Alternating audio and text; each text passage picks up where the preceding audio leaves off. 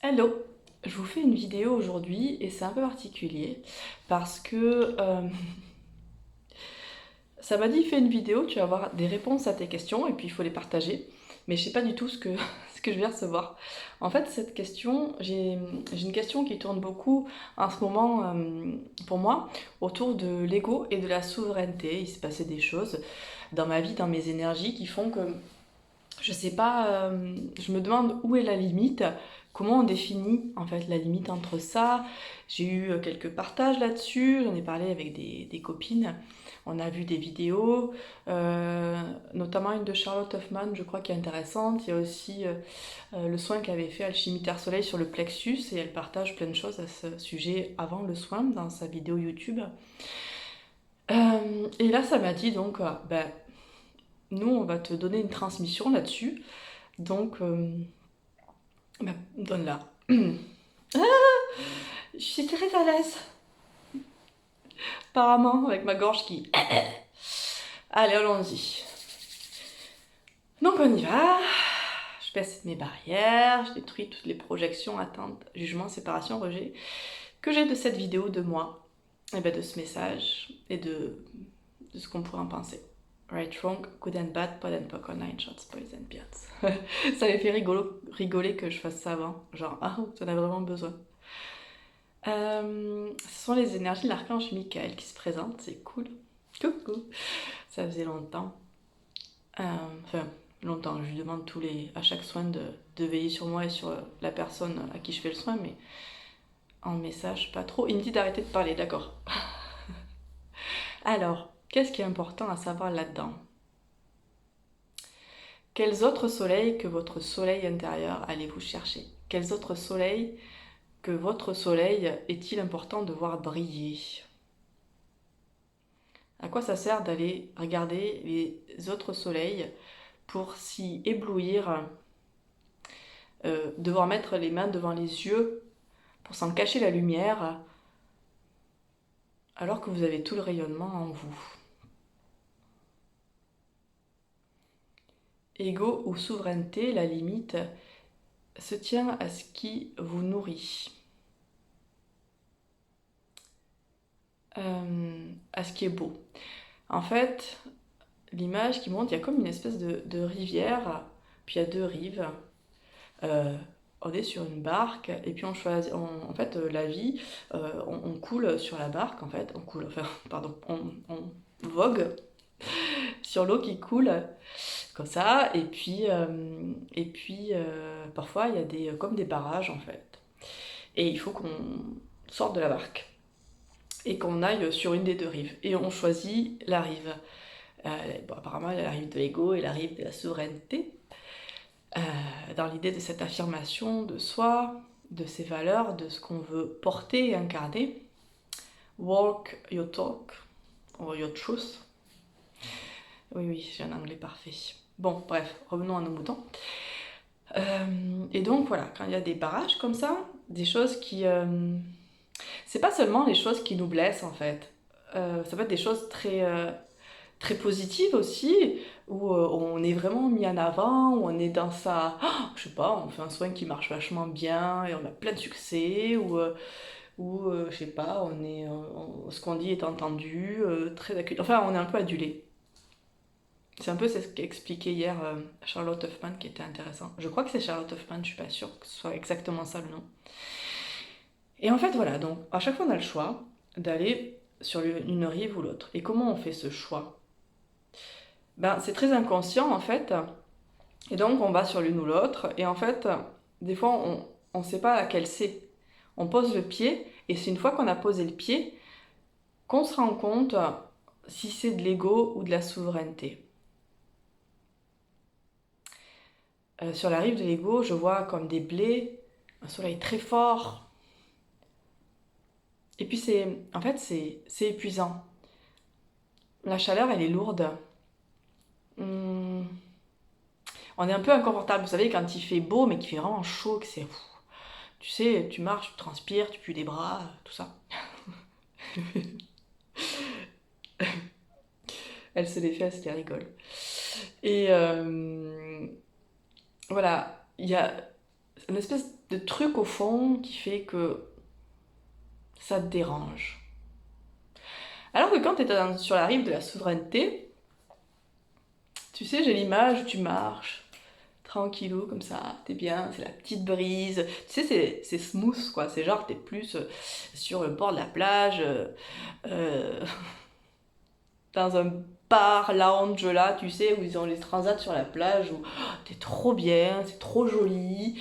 Il y a le ciel le ciel qui descend là, enfin le soleil qui descend dans le ciel avec ses lumières super belles, super pastel, super douces. Et tu sais, c'est smooth quoi, c'est ah, t'es bien là, t'es comme ça. Et la souveraineté, c'est ça. Ça n'a rien à voir avec la force que ça peut demander parfois de l'exprimer, qui peut aussi mettre dans un inconfort, mais c'est pas lourd. C'est pas lourd comme quand on est dans l'ego. L'ego, en fait, il veut prouver quelque chose. La souveraineté, elle a rien à prouver. Elle dit juste, c'est ça. Écoute, moi, c'est ça. Que je porte, que je suis, que j'incarne et que je transmets. L'ego, il dira, non, mais attends, quoi, tu penses ça de moi? Mais ça va pas? Non, mais pas du tout, moi je suis pas du tout comme ça. Et puis toi, d'abord, et nanana. La différence, elle est là. Elle est dans le ressenti, donc d'abord énergétique, ou même corporel. Je suis bien, je suis pas bien, ça coince pas, je suis à l'aise ou pas. Et dans l'idée, la puissance est des deux côtés. C'est juste qu'à un moment, elle est tournée vers vous, souveraineté, ou vers l'autre, pour montrer quelque chose. Vous voyez ce que je veux dire? Donc, ego. Et à force d'emprunter les deux rives, on vous demande de changer de rive, hein, des fois. De pas toujours prendre la même. Parce que c'est fatal. Même si vous êtes super aligné dans vos énergies, il y a des moments où vous serez dans l'ego. C'est le cas de tout le monde, hein. Allô.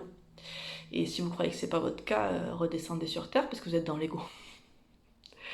Bon. Et donc, on navigue un peu entre ces deux trucs. Et ce qui est intéressant, c'est que quand on y met de la conscience, on peut plouf, retraverser la rivière facilement et changer de rive. Juste faire ça.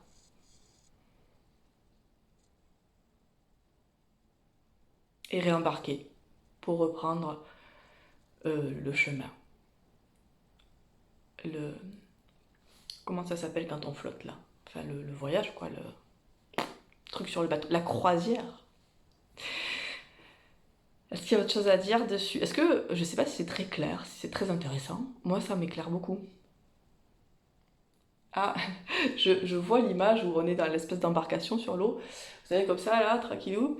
Et, avec le soleil qui brille en haut. Et juste se nourrir de ça. Et que ça viendra remplir le plexus et tout.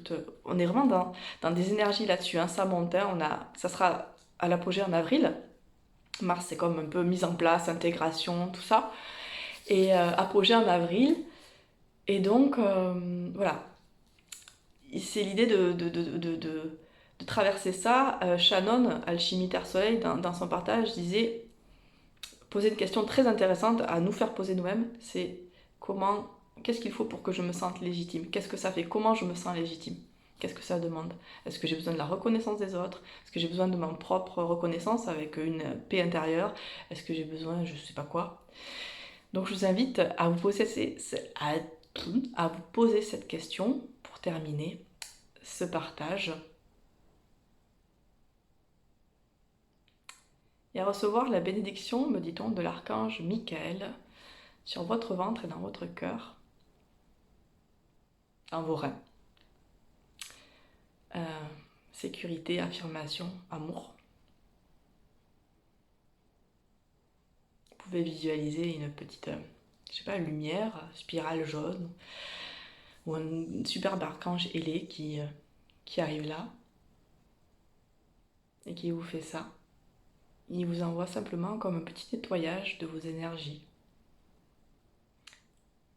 Il tique au petit, un nettoyage de vos énergies. Alors je vous invite à respirer dans ces espaces, donc dans le bas du dos, et haut du ventre, de l'estomac, du plexus et du cœur. Et à ouvrir, à voir briller, à voir rayonner. Et quand vous sentez que vous êtes dans l'ego, Bah, vous pouvez lui redemander de faire ce petit soin là et juste respirer dans ces espaces et les ouvrir. La respiration ouvre, nettoie juste avec l'énergie qu'il y a autour. Vous pouvez le faire tout seul. Vous êtes vos propres guérisseurs, n'est-ce pas?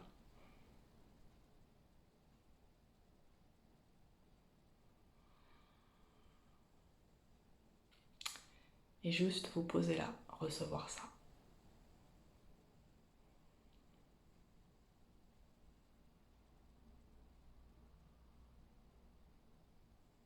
Il n'y a pas besoin d'y rester 3 heures. Merci. Je suis trop contente d'avoir eu la réponse à ma question. Et c'est marrant parce que ça mène vraiment à cette histoire de souveraineté parce que je l'ai cherchée partout ailleurs auprès de tout le monde et elle est venue à moi. La guidance est une partie de moi, une émanation dans mes croyances, de nous, puisqu'on est unité, on est un. Voilà, voilà. Bon, bah dites-moi si ça vous a parlé, tout ça. Et puis, bah, je vous souhaite une belle journée. J'ai posté une vidéo, un petit réel avec les énergies du mimosa. Ça colle parfaitement avec tout ça. Vous pouvez faire genre complémentarité avec ça. Ok? Bonne journée. Entre ego et souveraineté.